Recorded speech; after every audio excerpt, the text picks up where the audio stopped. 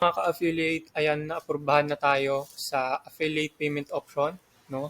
Required po ito kasi kapag walang payout option, wala ding sahod, no? So, kailangan na ma-fill up nyo to, and alam nyo, yung iba dyan, ilang months na, ilang years na hindi pa nakakapag-payout kasi marami silang kulang, no? Isa na doon yung last wallet or yung payment option. No? So, no payment option, no sahod. No? So, ayan, as you can see sa ating screen, approve na tayo, and didiretso na yung ating earnings sa Laz Wallet natin. No? So, and yung link guys, nasa description ng video na to, i-click nyo na lang. And pag na-click nyo na yan, mapupunta kayo dito sa payment option form. No? So, ito yung lalabas sa inyong screen pag na-click nyo na yung link. And ang gagawin nyo lang dito guys is i-fill out nyo lang yung mga kailangan na details tulad ng first name. Ayan. John Kingsley. Ayan. And dito naman sa choose your affiliate payment option. No? For Lazada wallet, please ensure the following for a smooth payout transfer. No? So, ang kailangan dito guys is one valid Lazada buyer email address connected to your affiliate account. No? So, hindi dapat pwede guys na paiba-iba yung email nyo. Kung ano yung ginagamit nyo sa affiliate account, yun din dapat yung gagamitin nyo sa Laz Wallet account nyo. Okay? So, make sure nyo guys na hindi magkaiba yung email address. Kasi mare-reject yan pag magkaiba. And make sure that you have an active Laz Wallet to receive funds. No? For direct bank, please make sure your bank info and AdSense Lazada app is valid and updated. No? So, importante guys na updated yung mga bank details nyo, and kung may mga changes kayo na ginawa,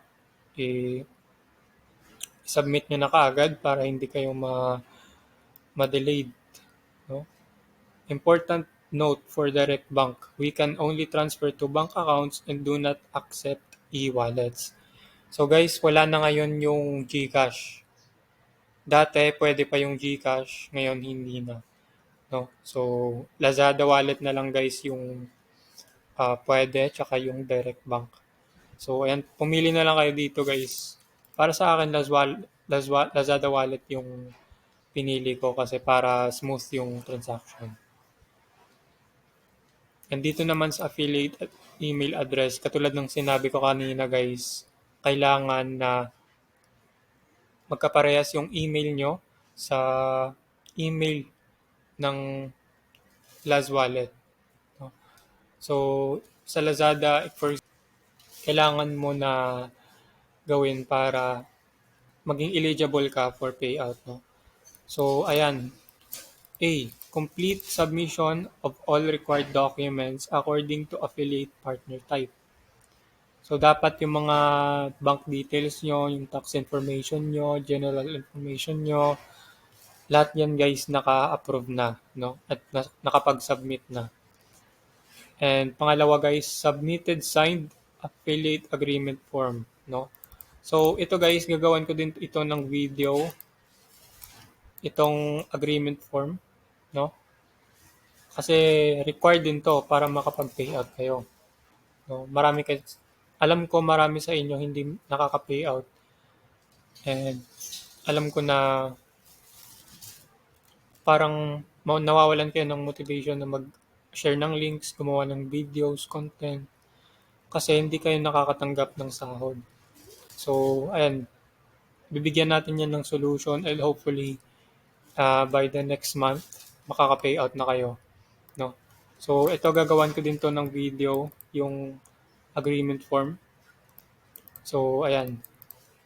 So, next tayo. C. reach minimum payout of 1,200 pesos according to payment advice history bill section, no? So, dapat yung earnings nyo umaabot na ng 1,200. Kasi pag 1,000 below yan, hindi kayo makakatanggap ng payout. Kasi yun yung minimum na kailangan mo dapat ma-achieve yung 1,200 pesos para maging eligible kayo sa payout. No? So, pagkatapos nyan guys, please expect an email confirmation from Lazada PH Affiliates team within 5 business days. So, within 5 business days guys, matatanggap nyo na tong email. Yung email na katulad sa akin, ayan. Matatanggap nyo yan, meaning pag-approve, meaning okay na kayo dyan sa payment option requirements. No, so balik tayo dito. So pagkatapos nyo i-fill up yan guys, sobrang dali lang naman yan. No, walang masyadong hinihingi na details, kundi yung pipili ka lang kung ano yung gusto mong payout option. No? So pagkatapos niyan, i-submit nyo lang. No? Hindi ko na kailangan mag-submit ulit kasi nakapag-submit na ako before. And ayun, hopefully nakatulong ito para maka-payout kayo next month, no? Hopefully. So ayan, gawan ko din yun ng video yung affiliate agreement form kasi kailangan din yun. Mandatory din yun, no? So, and thank you guys for watching. I hope na nag-enjoy kayo sa video na to. And don't forget to like and subscribe to my YouTube channel or kung nakita mo to sa Facebook, please follow me and para maging updated kayo sa mga susunod kong video.